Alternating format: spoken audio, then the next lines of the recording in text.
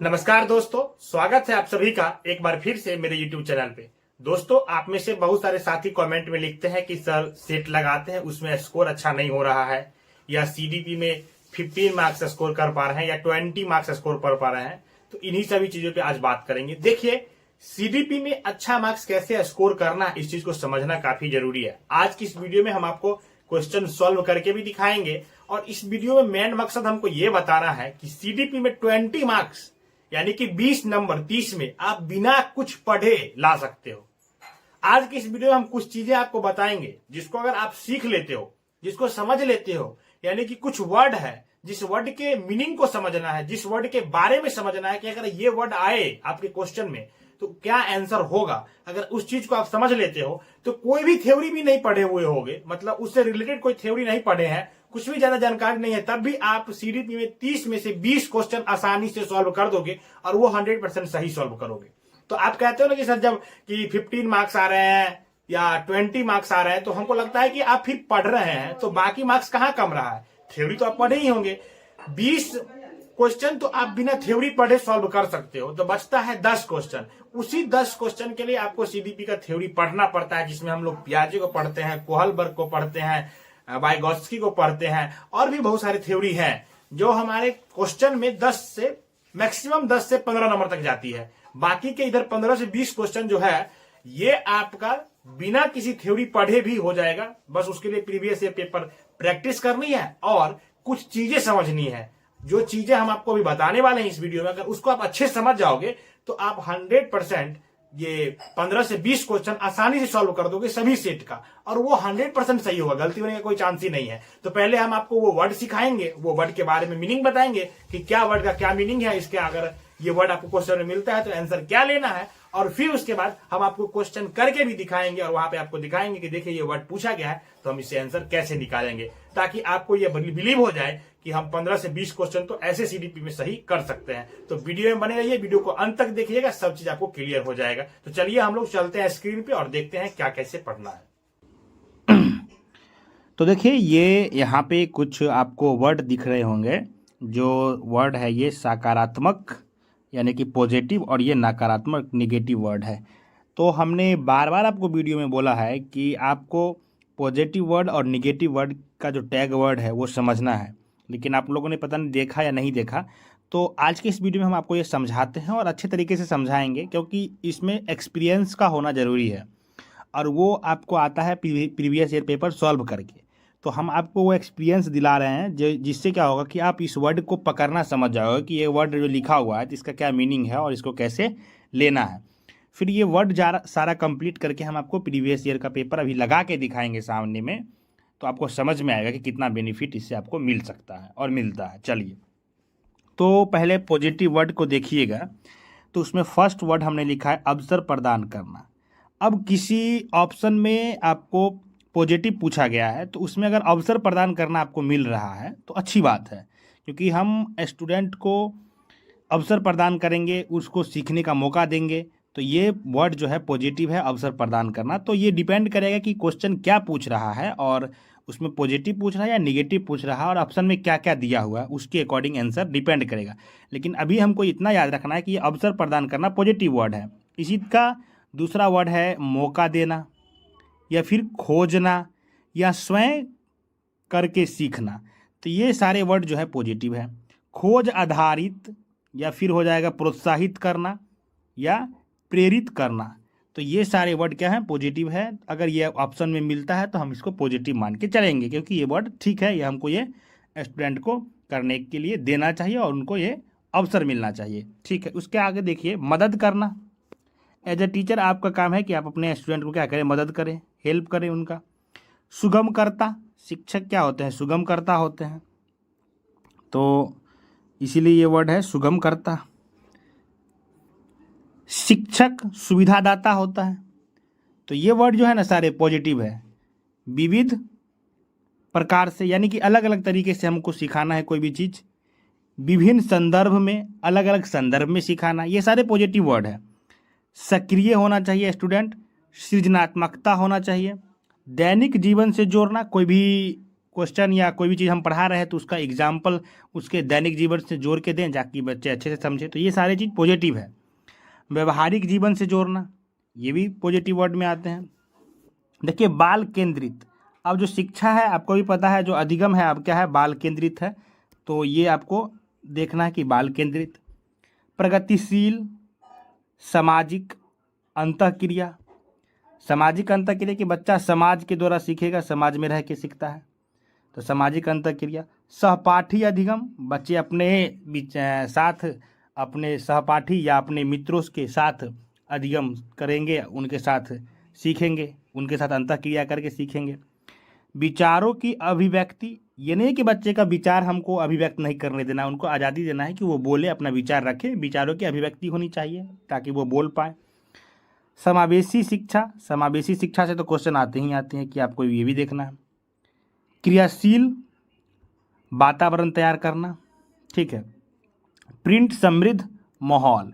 उसके बाद आता है देखिए भाषा से संबंधित भी कुछ टैग वर्ड हैं जो पॉजिटिव है। मातृभाषा के माध्यम से शिक्षा देना, मातृभाषा के माध्यम से शिक्षा देना। भाषा प्रयोग के अवसर, बच्चे को भाषा प्रयोग के अवसर देना है, उनको बोलने देना है, उनको अवसर देना है कि वो भाषा का प्रयोग करे जिससे वो भाषा अच्छे से सीखे। ये सारे भाषा से रिलेटेड टैग वर्ड हैं। तो जब आप पेडागोजी भी करोगे ना तो वहाँ पे भी ये टैग वर्ड काम आएगा, क्योंकि भाषा वाला पेडागोजी में यही सब से रिलेटेड क्वेश्चन वहाँ भी आपको देखने के लिए मिलता है। ऐसे हम पेडागोजी के लिए स्पेशल कुछ टैग वर्ड और देंगे नेक्स्ट वीडियो में, लेकिन आप इससे भी पेडागोजी भी करोगे तो वहाँ पे ये चीज़ आपको काम में आएगी। उसके बाद देखिए भाषा कौशल, सर्वांगीण विकास, प्रत्यक्ष ज्ञानार्जन, कारणों का पता लगाना, यानी रेमेडियल हो गया, ये रेमेडी देने के लिए हम क्या करेंगे, डायग्नोस करेंगे, तो कारणों का पता लगाना, डायग्नोस करना।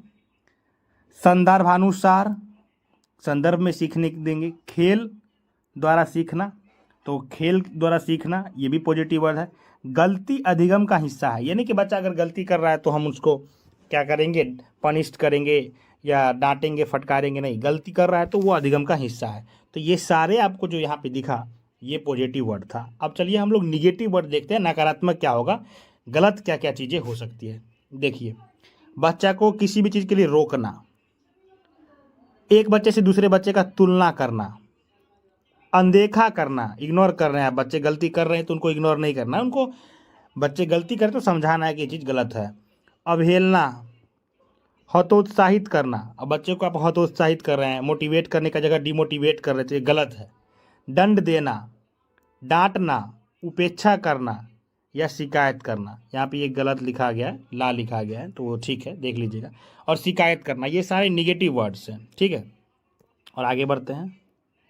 उसके बाद है सीमित रखना, ये भी गलत है। नियंत्रण करना, रखना या नियंत्रण करना, या फिर प्रलोभन देना, दबाव डालना, रटना, कंठस्थ करवाना, याद करना, स्मरण, दोहराना, निष्क्रिय नकल करना, या केवल, ही, मात्र, एकमात्र।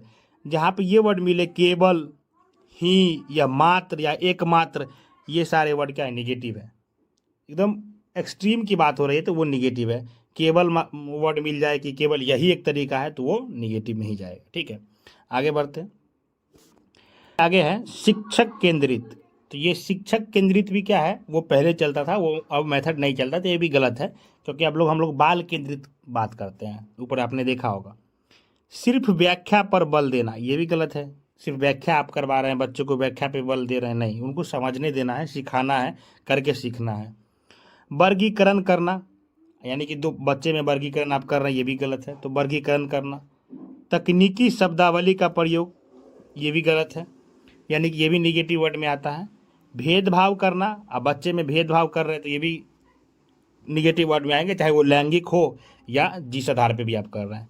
विद्यालय से भगा देना, लैंगिक पक्षपात, इसे तो क्वेश्चन आपको देखने के लिए मिलता है कि जेंडर से एक क्वेश्चन आता ही आता है हर बार CDP में, तो लैंगिक पक्षपात भी क्या है, गलत है, निगेटिव है। पाठ्य पुस्तक हो गया, परीक्षा हो गया, पुरस्कार हो गया, अंक हो गया या ग्रेड हुआ, अधिक बल नहीं देंगे, इन सभी चीज़ों पे आपको बल नहीं देना है, अधिक बल नहीं देना है। बच्चे को परीक्षा के लिए पढ़ना है या पुरस्कार जीतने के लिए पढ़ना है या अंक लाने के लिए पढ़ना है या ग्रेड लाने के लिए पढ़ना है, तो इन सभी चीज़ों पे बल नहीं देना है। व्याकरण पर जोर नहीं देना है, यानी कि व्याकरण पे जोर दे रहे हैं तो ये नेगेटिव है, व्याकरण पे जोर नहीं देना है।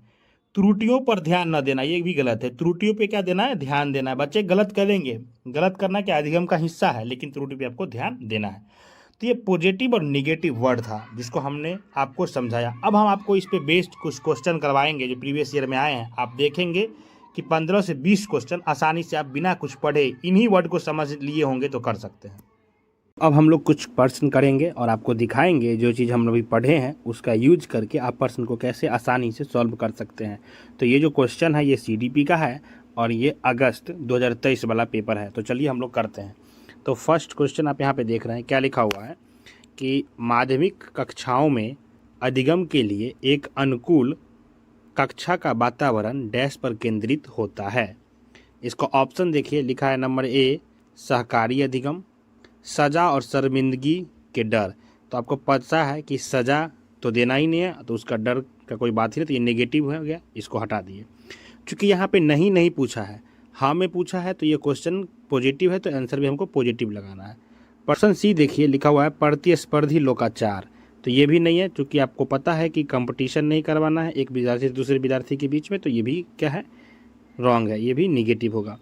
अनुबंधन और पुनर्बलन, ये भी क्या है? निगेटिव है। तो इस अकॉर्डिंग आपका आंसर A होना चाहिए, पॉजिटिव है। तो चलिए हम लोग चेक करते हैं कि आंसर A है या नहीं है। तो ये देखिए आपको दिख रहा होगा कि इसका ऑप्शन A जो है सही आंसर है। चलिए नेक्स्ट क्वेश्चन पे बढ़ते हैं।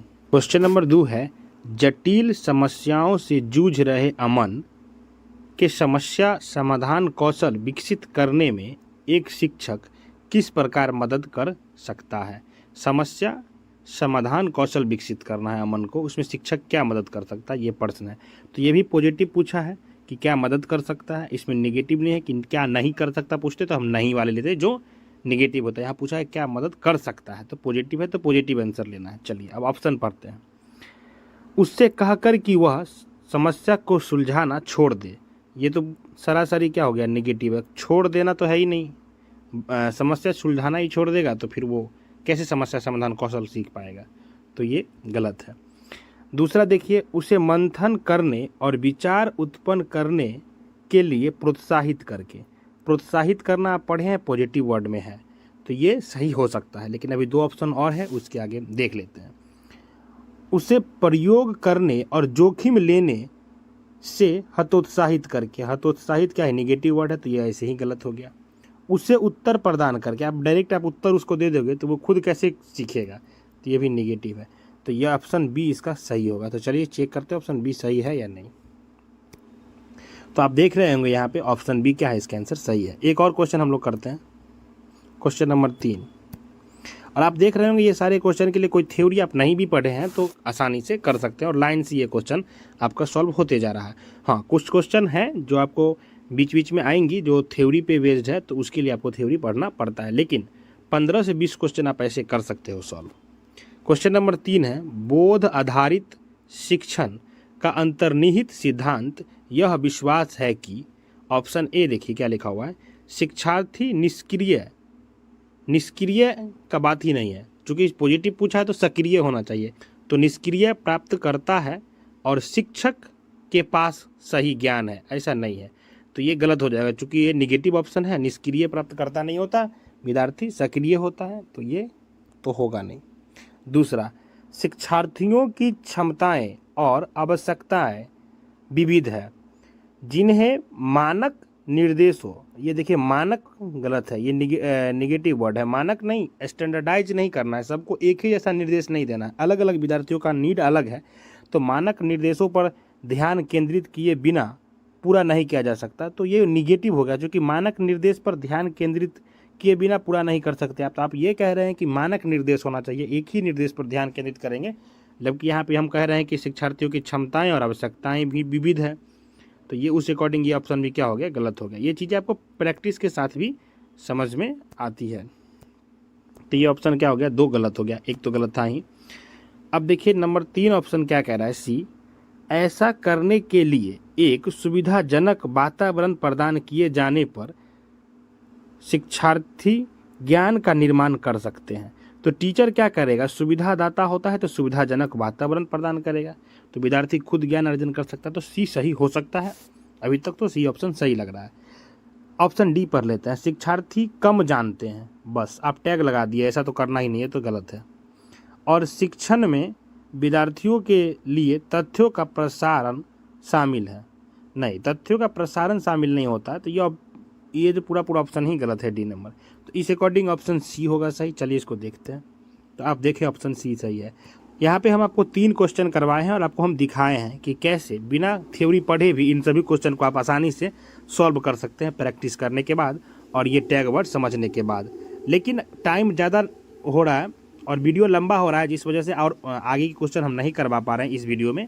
लेकिन अगर आप कहेंगे तो हम सारे प्रश्न आपको करके दिखा देंगे, और जब सारे प्रश्न को आप करेंगे तो मिनिमम 15 से लेकर के 20 क्वेश्चन ऐसे होंगे जिसको आप बिना थ्योरी पढ़े भी सॉल्व कर सकते हैं।